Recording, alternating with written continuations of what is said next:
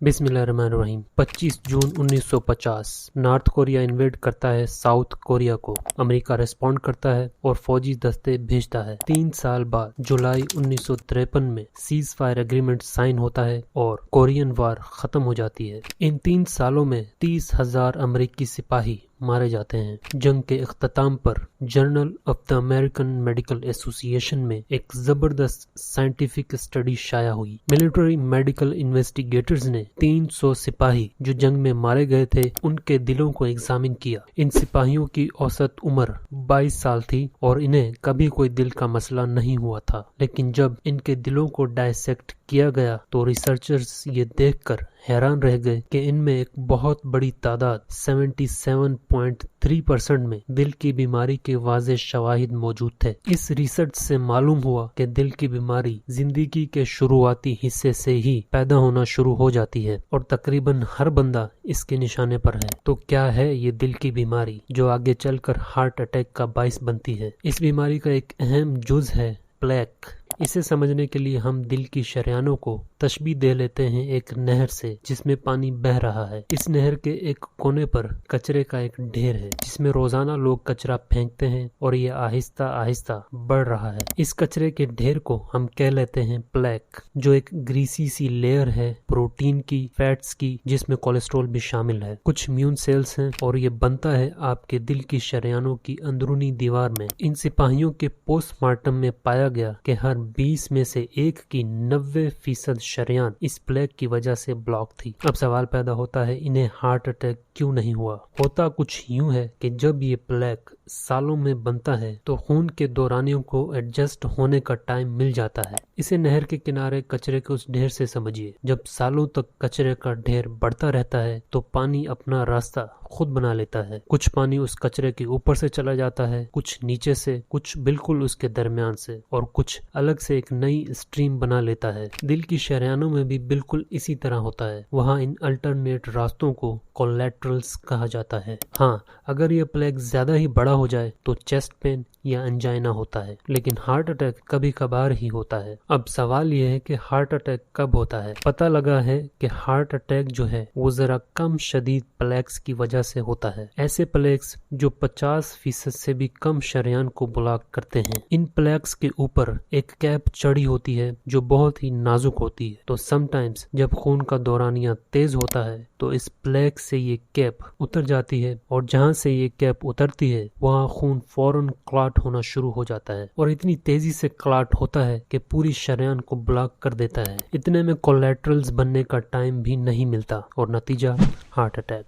America में हर साल 11 लाख लोगों को हार्ट अटैक होता है और हर 3 में से 1 इस हार्ट अटैक के बाइस मरता है। बदकिस्मती से मौजूदा टेक्नोलॉजी के साथ हम हार्ट अटैक की टाइमिंग प्रेडिक्ट नहीं कर सकते, लेकिन इतना जरूर बता सकते हैं कि किसे हार्ट अटैक होने का रिस्क ज्यादा है और ये मुमकिन हो सका है अब तक की सबसे ज्यादा इन्फ्लुएंशियल स्टडी की बदौलत, द फ्रेमिंघम हार्ट स्टडी। अब साइंसदानों को ये पता था कि सारी प्रॉब्लम ये प्लेक्स हैं, लेकिन इन्हें ये पता नहीं था कि ये क्यों बनते हैं, कैसे बनते हैं और एग्जैक्टली कैसे ये हार्ट अटैक का बाइस बनते हैं। Remember we are in 1950s। इसके लिए नेशनल हार्ट इंस्टीट्यूट की बुनियाद रखी गई और NHI ने डिसाइड किया कि हमें एक आबादी को चंद सालों के लिए स्टडी करना चाहिए और एक तफसीली मेडिकल रिकॉर्ड बनाना चाहिए और फिर ये देखना चाहिए कि किसे दिल की बीमारी हुई और किसे नहीं। इसके लिए साइंसदानों ने रुख किया अमेरिका के एक कस्बे फ्रेमिंघम का, जहां 5000 से ज्यादा मर्द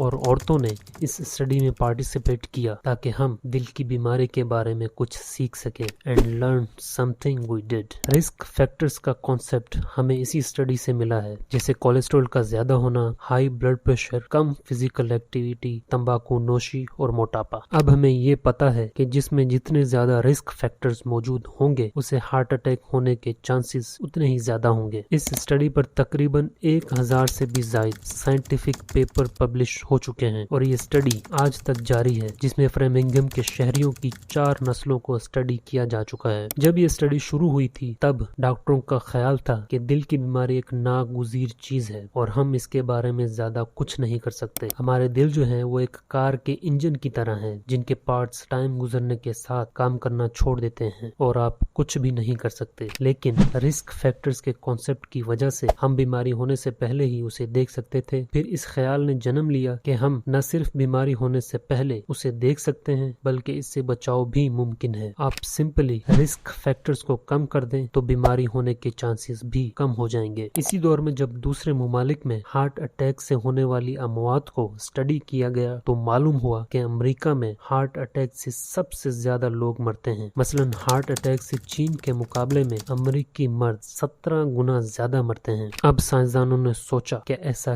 क्यों है और पहली चीज जो इनके जहन में आई वो थी जेनेटिक्स। शायद अमेरिकन की जीन्स में कोई प्रॉब्लम है। इस पर मजीद रिसर्च की गई तो पता चला कि ऐसा नहीं है। मिसाल के तौर पर वो जापानी लोग जो अमेरिका में मुकीम हैं, उनका ब्लड कोलेस्ट्रॉल लेवल और हार्ट अटैक का इंसिडेंस जापान में रहने वाले लोगों से बहुत ज्यादा है। तो क्लियरली ये जेनेटिक नहीं है बल्कि ये इन्वायरमेंटल इशू है, यानी अमेरिका के एनवायरनमेंट मतलब वहाँ के माहौल में, वहाँ के रहन सहन में या डाइट में कुछ मसला है। बल्कि स्टडीज ने यहाँ तक शो किया कि जो मुआशरा जितना ज्यादा वेस्टर्नाइज होता जाता है उसमें दिल का आर्जा उतना ही बढ़ता जाता है। इसके बाद जब इन्वायरमेंटल फैक्टर्स को स्टडी किया गया तो सबसे ज्यादा नुमाया चीज जो सामने आई वो थी the western diet. Saturated fats और एनिमल प्रोटीन्स का बहुत ज्यादा इस्तेमाल और तकरीबन हर चीज ही प्रोसेस्ड की हुई यूज करना, ये सब मिलकर सेहत पर बहुत बुरे असरात मुरतब करते हैं। अब ये कहना बहुत आसान है कि खाने पीने के एहतियात से न सिर्फ दिल की बीमारी बल्कि बहुत सी बीमारियों से बचा जा सकता है, लेकिन तब